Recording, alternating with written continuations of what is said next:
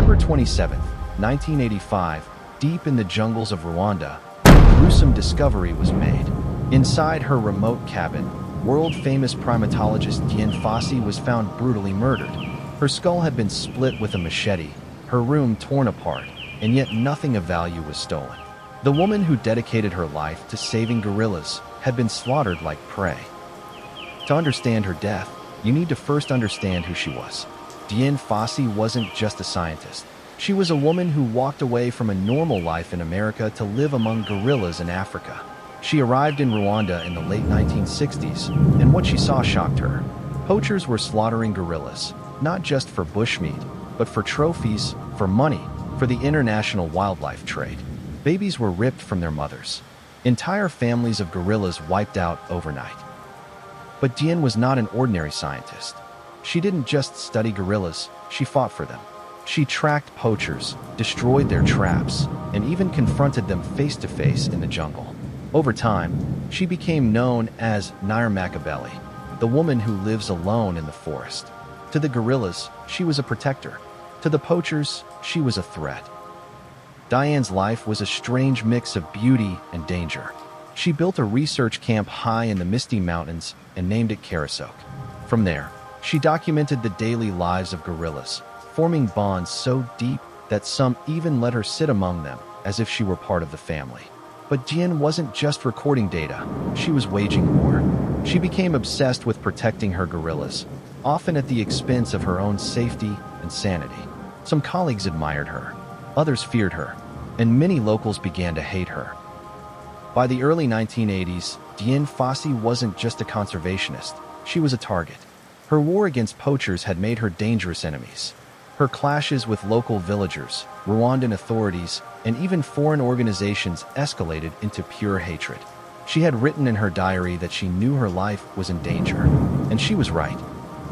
December 26, 1985, Dian spent the evening at her cabin in Karasok, alone, writing in her journal.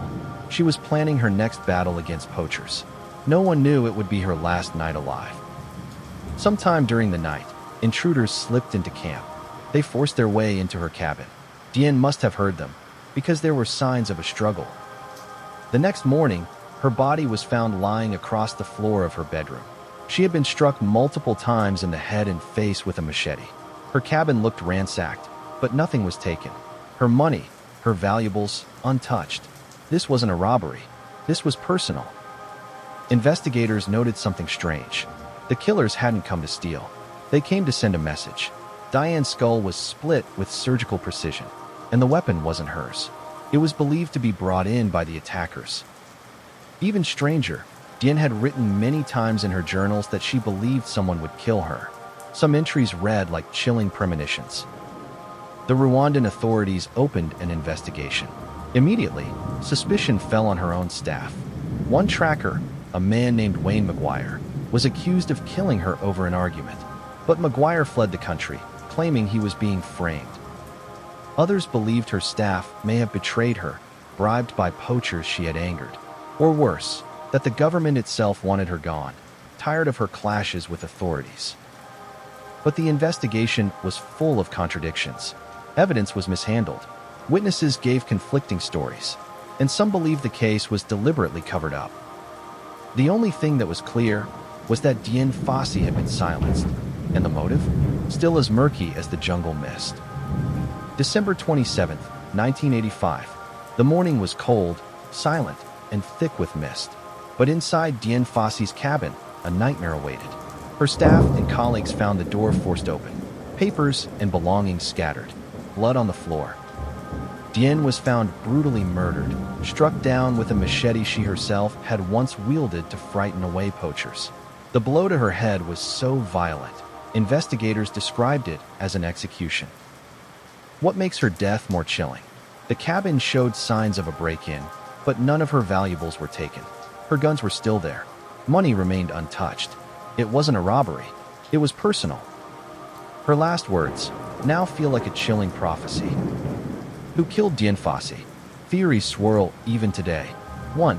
The poacher's revenge. Fossey had enraged countless poachers, sabotaging their traps and confronting them head-on. Many believe they finally struck back. 2. Government conspiracy.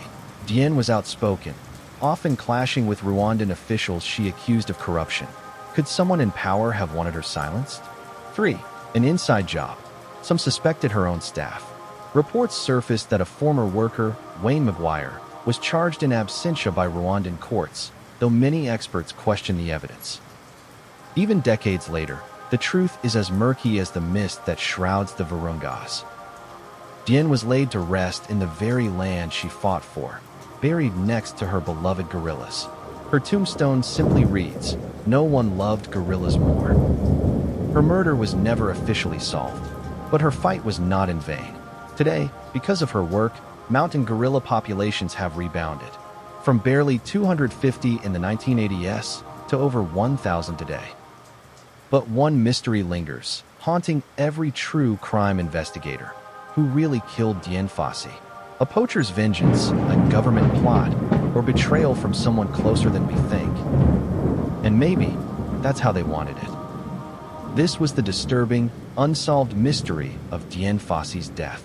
But we want to know, what do you think? Was it poachers, corruption, or an inside job? Drop your theory in the comments. And don't forget to subscribe for more deep dives into the world's most chilling mysteries.